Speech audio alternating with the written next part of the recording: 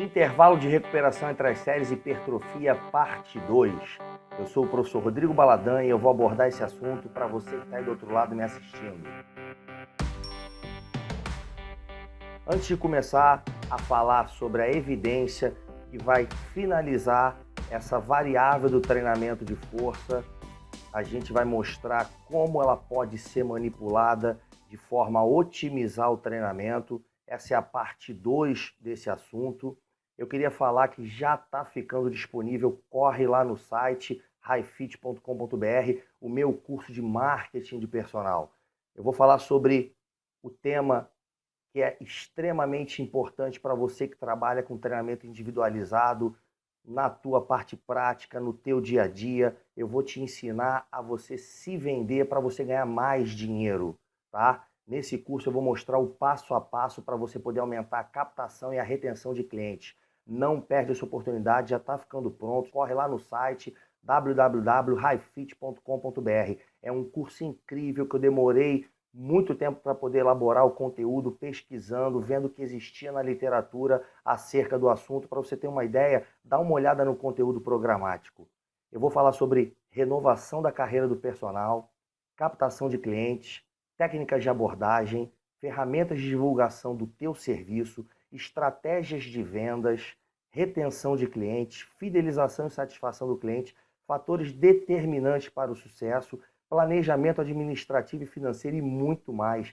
São mais de 7 horas de curso que eu elaborei. Eu aí que tenho 16 anos, mais do que 16 anos de experiência prática, continuo dando aula como personal, com horários reduzidos, até mais ou menos a hora do almoço, mas continuo vendo muita coisa. Vejo tudo o que acontece na sala de musculação, nos programas de treinamento, então tenho muita experiência prática vivenciando aí a prescrição individualizada, participando no dia a dia aí, tendo contato com os meus colegas e busquei muita informação na literatura acerca do assunto para trazer esse curso para você.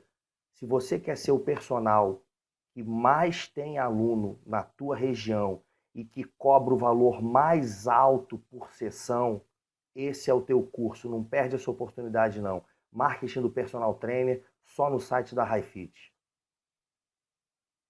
E agora sim, chegamos à parte 2, a parte final de qual é o melhor intervalo de recuperação para a hipertrofia. Me sinto muito à vontade para apresentar essa evidência. Fazer uma breve revisão. No vídeo anterior, na parte 1, eu apresentei 2 evidências, 2 revisões, sendo uma delas uma revisão sistemática do GIRG, que agora de 2017, e uma revisão anterior do Hesselman, de 2014, as duas sob a orientação do Brett Schoenfeld. Esse aí que hoje em dia é um dos caras que tem publicado bastante, produzido muita revisão, muita meta-análise. E esse artigo aqui é um artigo para fechar, eu me sinto muito à vontade para apresentar essa evidência, que vai fechar com chave de ouro esse assunto, essa variável que é o intervalo de recuperação entre as séries, que precisa ter um cuidado especial para ser manipulada, como ela pode ser manipulada para você continuar tendo otimização nos ganhos de força e hipertrofia.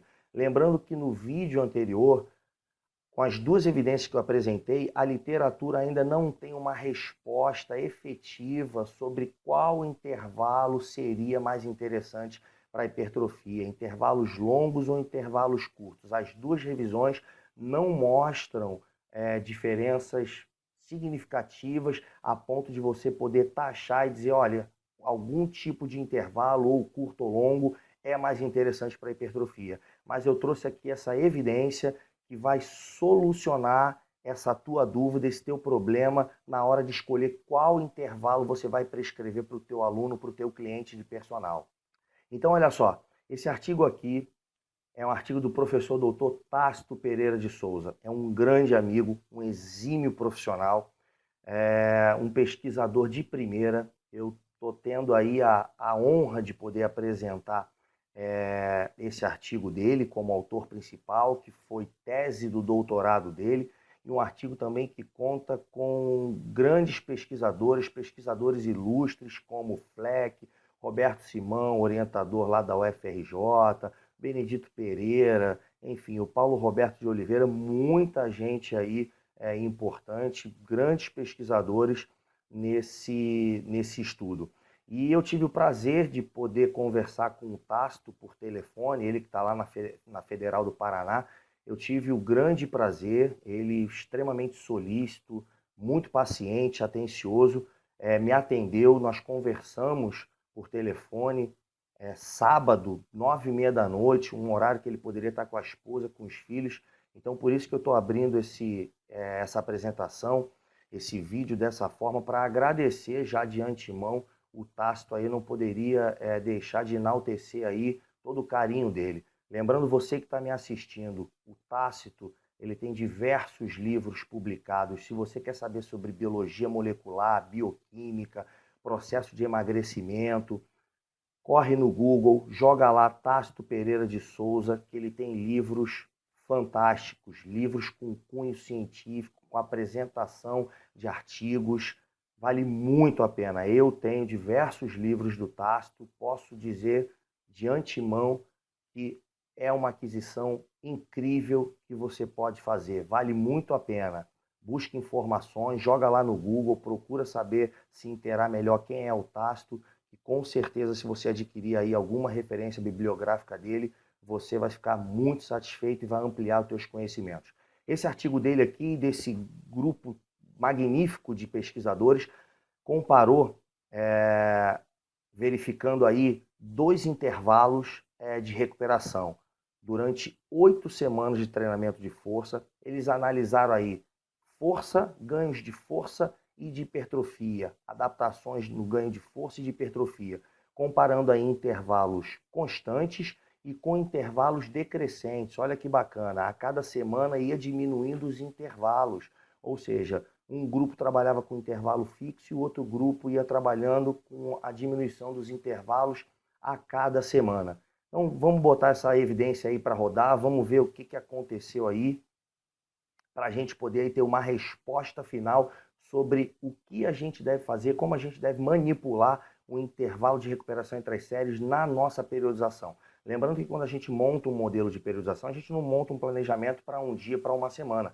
A gente monta um mesociclo, um macrociclo, talvez aí de 12 semanas, ou 2 mesociclos de 8 semanas, como foi, por exemplo, esse ensaio clínico experimental randômico do Tácito. Então a gente tem que pensar nisso. Então a estratégia que foi utilizada aqui é uma estratégia incrível, fantástica. Você não pode deixar de assistir esse vídeo que eu estou aqui iniciando essa apresentação.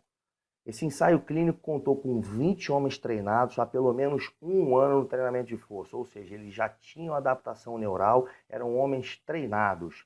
8 semanas de treinamento. Eles iniciavam lá o modelo de treinamento, de prescrição, com 3 séries de 10 a 12 repetições máximas, nesse range aí de 10 a 12, e seguiram o modelo de periodização, de prescrição, evoluindo aí para 4 séries de 8 a 10 repetições máximas.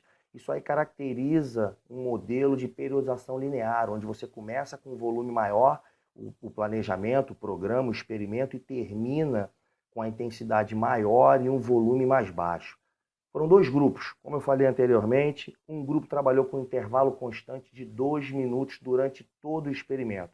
E um outro grupo trabalhou com intervalo decrescente, que iniciou com os mesmos 2 minutos e a cada semana ia diminuindo o tempo de recuperação e chegou ao final do experimento descansando 30 segundos entre as séries. É muito pouco tempo. Isso é praticamente tempo de recuperação para treinamento de resistência de força. As análises elas foram feitas em agachamento e supino reto, squat, back squat e bench press. Muito bem, eles fizeram nas primeiras 2 semanas teste e reteste de 1RM em dias alternados. Para avaliar o ganho de massa muscular, eles analisaram aí, fizeram análise de ressonância magnética para verificar aí o aumento na área de secção transversa do músculo.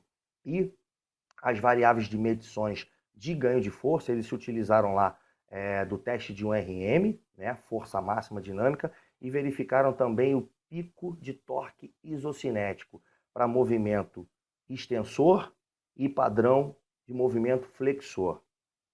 Olha só, como é de praxe, eu sempre costumo aí pegar recortes dos artigos para ficar bem claro que o que eu, Rodrigo Baladã, apresento nos meus vídeos, nos meus cursos, não sai da minha cabeça.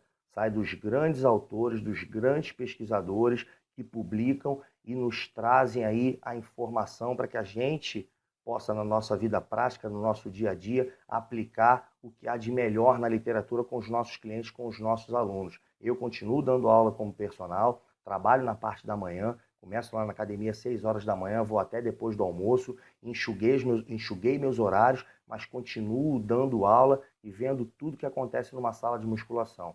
Então, trouxe aqui algumas partes dos artigos que eu selecionei que são importantes, e uma delas aqui, essa primeira, fala que para determinar, antes de se determinar o pico de torque isocinético, os sujeitos realizavam lá um aquecimento com 2 ações musculares a 60 graus por segundo, a aproximadamente 50% aí do esforço máximo, né? E que após esse aquecimento e um período de recuperação de 2 minutos, os sujeitos realizavam lá uma ação concêntrica dos extensores de joelho, seguido por uma ação concêntrica dos flexores de joelho, para 5 repetições máximas numa velocidade angular de 60 graus por segundo, tá? E o mesmo protocolo, os mesmos testes, eles foram aplicados para ambas as pernas, direita e esquerda, para poder determinar o pico de torque, para não ter problema de, não, é um lado dominante, o outro é o esquerdo, o outro é o direito. Bom, com relação aí aos procedimentos do treinamento, tanto o grupo de intervalo constante quanto o grupo de intervalo decrescente, eles realizaram os mesmos exercícios, as mesmas repetições por série e as mesmas séries durante as 8 semanas onde eles foram monitorados, tá? Ambos os grupos aumentaram ou modificaram, ajustaram a carga, a resistência em cada exercício quando havia necessidade para que eles mantivessem o range lá de repetições, seja no início do treinamento, quando foi lá de 10 a 12, ou na parte final do treinamento de 8 a 10 repetições. Então, sempre que precisava, fazia-se um ajuste para justamente eles trabalharem sempre com repetições máximas. O mais bacana, esse slide aqui é o mais interessante, olha só. Durante as primeiras 2 semanas, eles realizaram, como eu já falei, 3 séries de 10 a 12 repetições, com 2 minutos de intervalo entre séries e exercícios para ambos os grupos.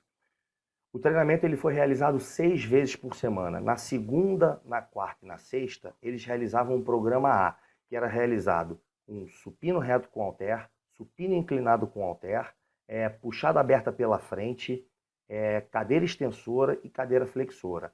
Na terça, quinta e no sábado, eles faziam um programa B. Eles foram divididos em A, B.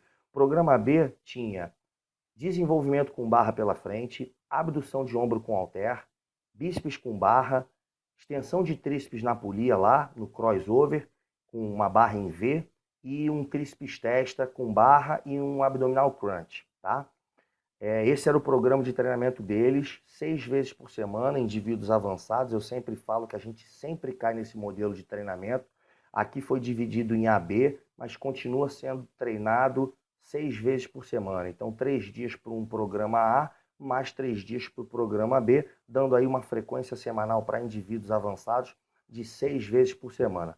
Após a segunda semana de treinamento, o grupo que trabalhou com intervalos regressivos fazia os mesmos exercícios, os mesmos dias de treinamento por semana, o mesmo número de repetições e as mesmas séries e repetições do que o grupo que trabalhou com intervalo constante. A única diferença era justamente a diminuição no intervalo entre séries e exercícios, ou seja, isso foi feito de forma gradual, vai ser apresentado na tabela 1 aí que eu vou mostrar para você.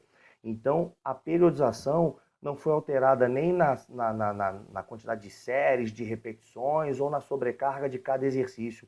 Foi simplesmente retirado a cada semana um pouquinho do intervalo de recuperação.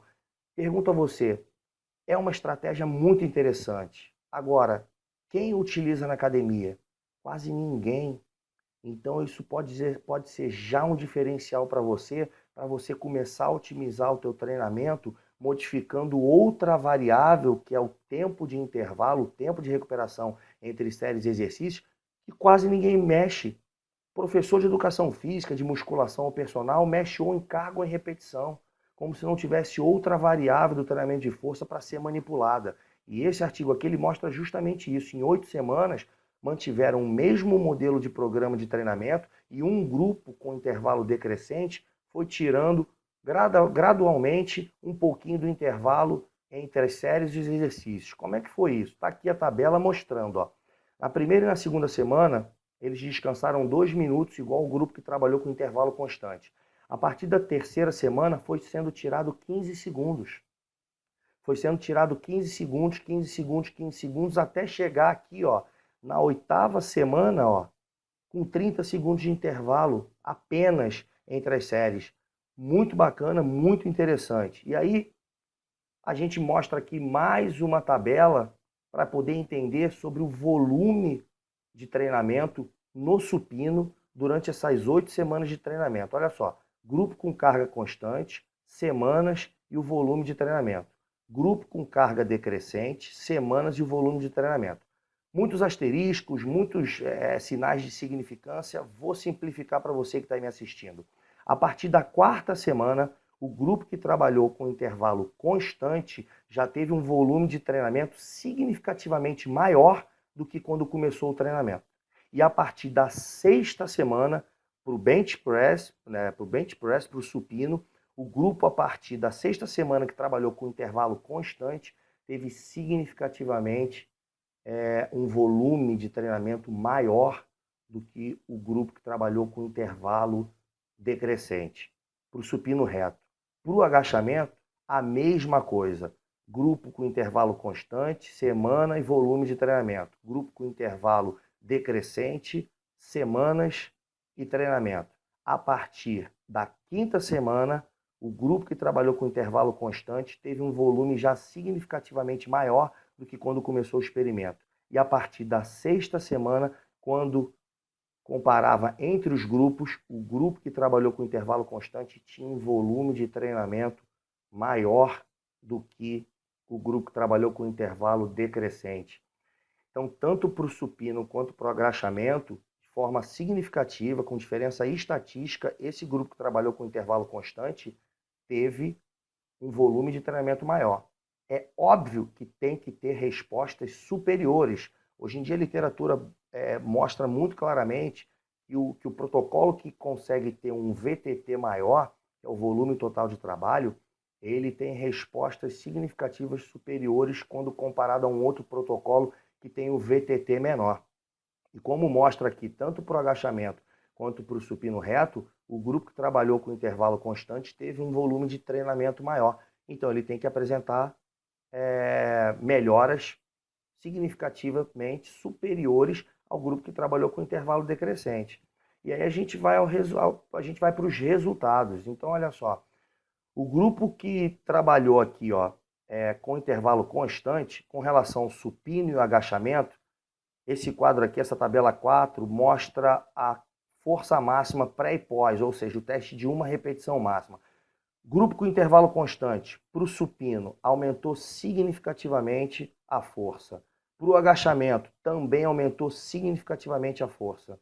Grupo de intervalo decrescente, também aumentou significativamente a força no supino e no agachamento. Diferença entre os grupos? Não houve. Olha isso. A primeira revelação extremamente interessante desse artigo. Você termina um experimento de 8 semanas, é um modelo de periodização, diminuindo o intervalo a cada semana, e você termina um trabalho com volume de treinamento menor, mas a tua força máxima aumenta de forma similar a quem trabalha com intervalo constante. Isso, no mínimo, dá uma relação aqui para ganho de força de time efficient. Por quê? Para pensar. Com a quantidade de exercícios eu calculei e o tempo de recuperação, o grupo que trabalha com intervalo constante termina o planejamento, o programa de treinamento por dia em aproximadamente 50 minutos. Se tivesse terminado o experimento com 1 minuto de intervalo, seria 25 minutos para o grupo com intervalo decrescente, metade. Eles terminaram o experimento com 30 segundos. Isso dá o quê? 15 minutos de treinamento. O que um grupo faz em 50 minutos de treino, o outro faz em 15 minutos de treino, em 20 minutos de treino. Já parou para pensar nisso? Olha a relação de time efficient. E eles aumentaram de forma similar a força máxima deles. Vamos ver com relação aí o pico de torque extensor e flexor. De forma resumida aí para você que está aí me assistindo nesse gráfico, eu já vou adiantar.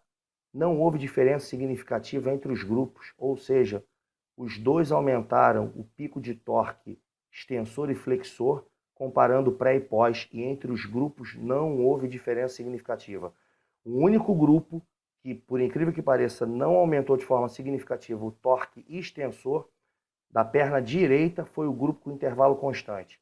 Todas as outras análises tiveram diferença significativa. E o mais importante, entre os grupos, não houve diferença no pico de torque, comparando o grupo que treinou com intervalo constante e com intervalo decrescente. Então mostra aí mais uma vez a eficiência desse modelo de periodização, não mexendo nem em carga e nem em repetição. Claro que o volume foi diminuindo, porque o grupo que trabalhou com intervalo fixo foi aumentando a força e foi aumentando o volume de treinamento, mas o grupo que trabalhou com intervalo decrescente foi diminuindo apenas o tempo de recuperação entre séries e entre exercícios a cada semana, ou seja, foi uma periodização feita com uma variável, alterando, manipulando uma variável que quase a gente não vê na nossa parte prática. Com relação ao aumento da massa muscular, que é o que todo mundo quer saber, né? Hipertrofia. Óbvio que quem trabalhou com um intervalo constante acabou tendo aí um aumento na área de secção transversa, tanto para membros inferiores quanto para membros superiores, mais do que quem trabalhou com intervalo curto. Afinal de contas, eles tiveram um volume de treinamento maior, correto? Errado. Aumentaram a área de secção transversa, tanto pela análise do braço quanto pela análise de coxa, de forma similar, sem diferença significativa entre os grupos. Olha isso. Para ganho de força e para ganho de massa muscular, para hipertrofia, você montar um planejamento onde você termina um programa de treinamento fazendo a mesma coisa de quem faz 50 minutos, você faz 20 minutos e manda o teu aluno embora para casa. Você tem o mesmo ganho de força e o mesmo ganho de massa muscular, a mesma hipertrofia. Olha que sacada maravilhosa. Então, assim, qual é o melhor intervalo de recuperação entre as séries? É um intervalo decrescente, progressivamente, conforme as semanas de treinamento vão seguindo, vão acontecendo. Então, assim, no vídeo anterior eu mostrei com as duas revisões que a literatura ainda não mostra qual é o melhor intervalo entre as séries. São intervalos curtos ou intervalos longos para hipertrofia muscular. Então, se não tem uma resposta ainda do que seria melhor, você pode começar com um intervalo teoricamente longo e ir reduzindo esse intervalo. No mínimo, uma relação de time efficient você vai conseguir, você vai ter. E aí, sabe o que você pode fazer? Para pensar, duas possibilidades. Ou você manda o teu aluno para casa com 1/3 do tempo de aula, e você pode dar uma aula de personal atrás da outra com menor tempo, conforme as semanas forem passando, ou uma aula de personal, né, em média 60 minutos, se você trabalhar dessa forma, com esse intervalo de 30 segundos ao final de uma periodização, né, ao longo de uma periodização, e mantiver os 60 minutos de aula, sabe o que vai acontecer? Você vai aumentar absurdamente o volume de treinamento daquele aluno. Então, se você imagina que mesmo com um volume de treinamento menor, com um tempo de treinamento menor, pelo cálculo do descanso entre as séries e entre os exercícios, o grupo com intervalo decrescente teve as mesmas respostas de força e hipertrofia, imagine se você continuar treinando até equiparar o mesmo tempo de sessão, que é de aproximadamente 50 minutos para o grupo de intervalo constante. O grupo com intervalo decrescente ao longo das semanas vai, sem dúvida nenhuma, ter uma resposta extremamente maior do que o grupo que trabalharia com intervalo constante. Eu estou extrapolando isso, é uma hipótese, porque essa evidência deixa claro que se você perdurar e aumentar o teu volume de treinamento, se com um volume de treinamento menor eles tiveram as respostas similares, semelhantes, imagina se com um intervalo curto eu continuar treinando até alcançar 50 minutos de sessão, que é o mesmo tempo que dá aí de sessão para o grupo que trabalha com intervalo constante. É uma grande sacada. E aí você pode otimizar os teus resultados, tanto em força quanto em hipertrofia. É uma hipótese? Precisaríamos estender essa evidência? Precisaríamos, mas é algo que pode ser levantado para futuras pesquisas e a gente pode talvez aí botar isso em prática para verificar se realmente com o mesmo tempo de sessão a gente vai conseguir aí um volume de treinamento maior, né, por causa da relação de descanso, time efficient, e quem sabe a gente consiga aí alcançar resultados mais interessantes do que quem trabalha com intervalo constante. Chegamos aí à discussão do estudo, como eu sempre digo, não pode faltar, ler até a última linha do artigo. Esse presente estudo aqui, ele acabou resultando, né, no grupo que trabalhou aí com intervalos decrescentes, comparando com o grupo que treinou aí, que realizou o intervalo constante, o grupo de intervalo decrescente teve um menor volume total, né, durante aí, a partir da semana 6, a partir da sexta semana de treinamento, tanto para o agachamento quanto para o supino. E isso já foi visto em pesquisas anteriores, onde mostra realmente uma diminuição do volume quando se trabalha com períodos de intervalos mais curtos, né, intervalos menores, então você realmente diminui o volume. No entanto, os grupos não mostraram, nesse estudo do Tácito, não mostraram diferenças significativas na força, nem para o agachamento e nem para o supino reto, apesar de ter um menor volume de treinamento, né, realizado pelo grupo que trabalhou com um intervalo decrescente. E que isso também já foi visto na literatura, no estudo aí do Villardson e do Burkett, que eles tiveram o mesmo ganho de força, né, quando trabalharam lá com um grupo com intervalo, né, um volume, melhor dizendo, um volume de treinamento menor. E mesmo assim eles tiveram os mesmos ganhos de força do que o outro grupo que teve um volume de treinamento maior. E é extremamente interessante notar, esse é um ponto-chave aqui dessa discussão, nesse estudo do Tácito, os ganhos de força no agachamento entre os grupos foram similares, 34%, 34%. No entanto, todavia, contudo, no supino reto, o ganho de um RM no grupo que trabalhou com intervalo decrescente foi 10% maior quando comparado com quem trabalhou com intervalo curto. Olha que loucura, preste atenção. Para membros superiores, gera aí uma hipótese de que seja mais interessante trabalhar com intervalos curtos do que com intervalos decrescentes do que com intervalos constantes. Olha que interessante. E isso, obviamente, precisaria de pesquisas futuras, necessita de futuras pesquisas para poder realmente confirmar essa hipótese. Mas, nesse estudo do Tácito, o grupo que trabalhou membros superiores com intervalo decrescente teve uma resposta, uma tendência a ter uma resposta aí mais interessante do que quem trabalhou com intervalo constante. Muito interessante isso. Bom, aplicações práticas para nós que estamos na prática, que prescrevemos o treinamento lá para nossos clientes, nossos alunos de personal. Ele fala que, enfim, os programas de treinamento utilizando intervalos decrescentes entre séries e exercícios, que eles podem ser usados para provocar as mesmas adaptações, ou seja, eles podem aí, pelo menos em intervalos curtos de treinamento, 8 semanas, 12 semanas, 6 semanas, eles podem provocar as mesmas adaptações em força e hipertrofia do que quem trabalha com intervalo constante no planejamento.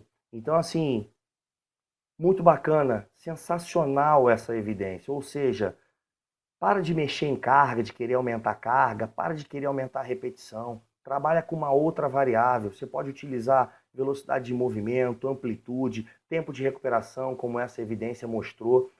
Você vai otimizar o teu tempo de sessão de treinamento. Se você der o mesmo tempo de treinamento do que um modelo de programa com intervalo fixo, que foi esse estudo mostrado pelo Tácito e colaboradores, você continua prescrevendo o treinamento até alcançar o mesmo volume, o mesmo tempo de sessão, que foi aproximadamente de 50 minutos, você vai ter possibilidade de acrescentar diversos exercícios no teu planejamento.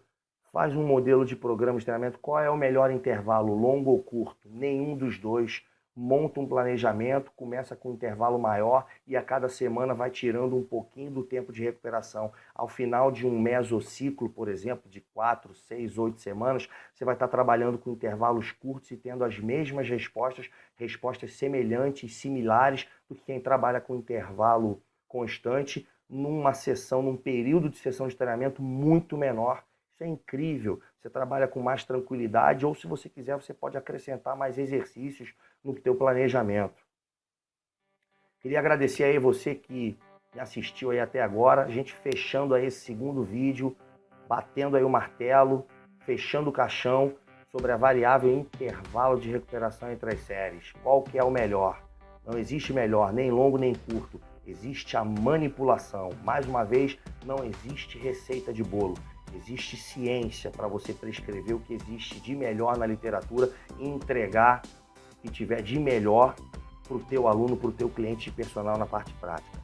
Tá aqui, esse é o meu site, highfit.com.br. Lá no site você tem todos esses cursos. Você pode entrar lá, dar uma olhada, assistir, se inteirar, algum curso específico do teu interesse. Não perde essa oportunidade não. Você que está querendo aí se atualizar, você que precisa aí dar um upgrade aí na tua carreira, não perde tempo. www.highfit.com.br, entra lá e aproveita essa oportunidade.